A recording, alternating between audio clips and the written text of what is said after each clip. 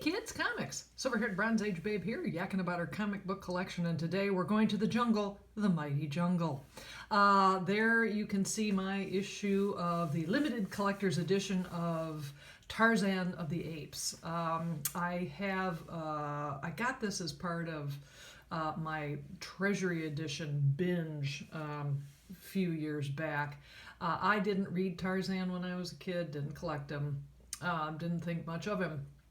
But I actually got this as part of my a lot of Treasury editions that I bought, and I really like it. It's a complete novel of the origin of Tarzan of the Apes, and it really reminds me of the old Classics Illustrated comics, which I'm sure everyone has, or if you don't, you should, because they're cool. So I really enjoyed it, but at the same time it didn't send me down a Tarzan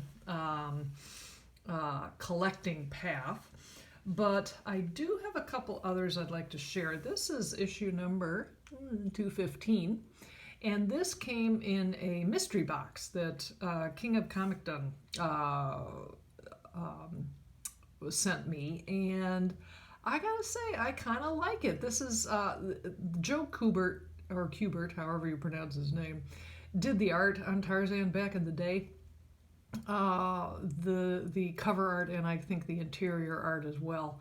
And this is really compelling cover, I gotta say. The story is fantastic. Tarzan actually turns into a union labor organizer, so good on you, Tarzan.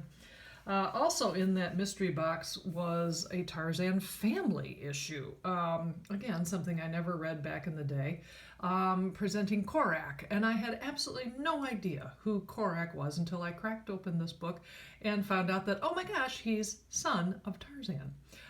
The story of Korak in this book is actually kind of fun, although it's more sci-fi than I was expecting. So there you go. Now, I did recently come into possession of some of these Rima, the Jungle Girl books. I did so as a result of four-string solid back end, that would be Shannon, who was showing off some of his collection, and he showed some of these Rima, and I was like, wait a minute, how is it that I do not have any Rima the Jungle Girl books in my possession, and I know nothing about her? So I, of course, went to the eBay, and I found someone who sold me, at a reasonable rate, the first 4 issues of this book. Joe Kubert did the cover. I think Nestor Redondo did the interior art. And I'm glad I have them, although I can't necessarily say that I'm going to be collecting her beyond these 4 issues. What I like about it is that on all these covers, she's not in jeopardy. It's this poor little blonde. The only blonde on the run in these covers is this guy. So I can appreciate that. Look, there he is now. I will say, though, that Rima, the Jungle Girl herself, she doesn't talk a whole lot. She's, her parentage is a little mysterious. You do get to meet her mother in backstory in this one. And I gotta tell you, I think the mother is the more interesting of the characters. And in fact, if it were up to me, I would love to have more of Rima's mom, because Rima's mom supposedly just took it to some bad guys in the jungle and left them in that condition, and I'm all about that. That would be great. Rima's dad, we don't really, it's never really discussed, although I'm wondering if perhaps it's Dr. Doolittle, because Rima talks to animals.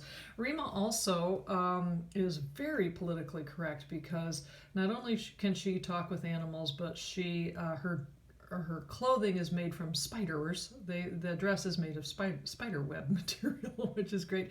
And she's also a vegetarian, and she's a little judgy about it. Her stepfather or step-grandfather, whoever the heck raised her, and this blonde guy who ends up being, oh, surprise, surprise, her new boyfriend, they kill an animal, and roasted over a fire at one point, and they're like, well, don't tell her, she'll get really pissed off. And she found out about it. She got really pissed off, but, you know, she forgave him because the story continued. And the only other thing I want to point out is this Nestor Redondo art, I think, is really cool. And I was pleasantly surprised when I turned to this page while reading it. I can only imagine the excitement that readers had back in 1973 or for whenever this thing came out, because it's cool. It's really well done. I like I say though, I wish I wish the story were actually about Mama Rima, but I'm glad to have all of this in the collection.